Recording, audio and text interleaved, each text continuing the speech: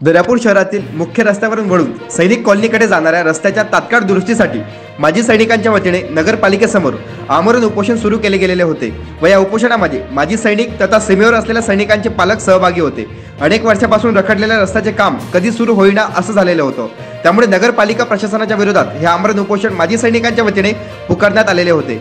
प्रथमतः माजी सैनिकांच्या वतीने असं उपोषण दर्यापूर तालुक्यात करण्यात आलेलं होतं। त्यामुळे प्रशासन आणि स्थानिक लोकप्रतिनिधींची चांगलीच तारांबळ उडालेली होती व या उपोषणाची तात्काळ दखल घेत स्थानिक आमदार बळवंत वानखडे आणि नगरपालिका प्रशासनाच्या अधिकाऱ्यांच्या लेखी आश्वासनानंतर मागे घेण्यात आले।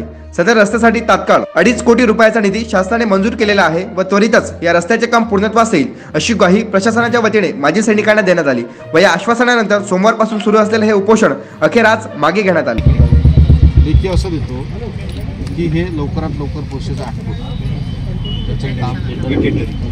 अशाच वेगवान घडामोडी पाहण्यासाठी आताच आमच्या जनविकास न्यूज चॅनलला सबस्क्राइब करा आणि रहा रोज अपडेट।